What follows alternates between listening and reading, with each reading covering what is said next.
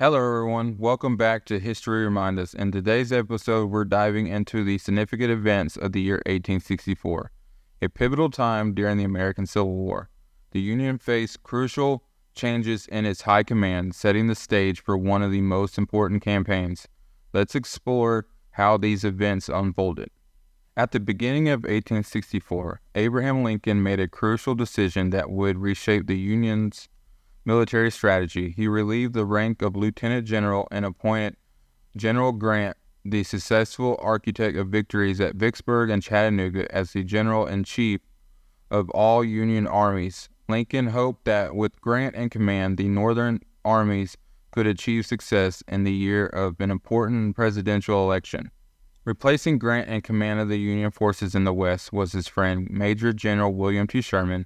Grant expected Sherman to defeat the Confederate forces in front of him and penetrate deep into the Confederate heartland. Sherman's opponent, Joseph E. Johnston, faced challenges inherited from a command rife with disillusion and low morals after the recent loss of Chattanooga.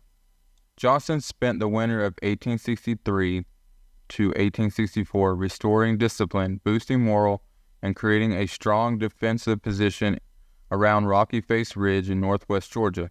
Sherman's early reconnaissance convinced him that a direct attack would be suicidal.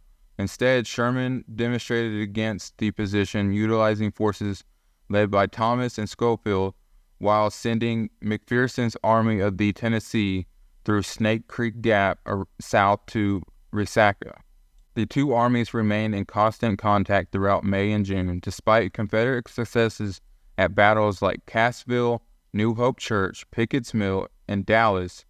Sherman's forces constantly managed to flank Johnston, forcing retreats closer to Atlanta. The frustration mounted for Confederate President Jefferson Davis as Johnston seemed unable to halt Sherman's progress. In early July, Davis replaced Johnston with a more aggressive commander, John Bell Hood. Trained in the Lee-Jackson School, Hood believed in offensive blows against the Union armies. However, his assaults at Peachtree Creek, the Battle of Atlanta, and on July 26 were dismissal failures, resulting in more casualties than Johnston had suffered throughout the entire campaign. Sherman, undeterred, decided to lay siege to Atlanta rather than taking the city by storm.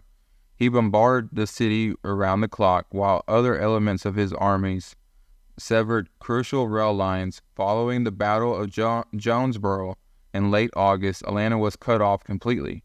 Hood's army evacuated the city, setting fire to stores left behind. On September 2nd, Union forces entered Atlanta and its mayor surrendered the city.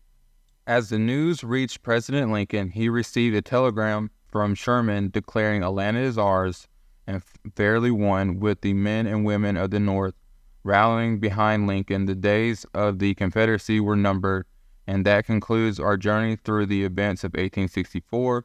If you enjoyed this episode, don't forget to like, share, and subscribe for more historical insights. Until next time, this is History Reminds Us, signing off.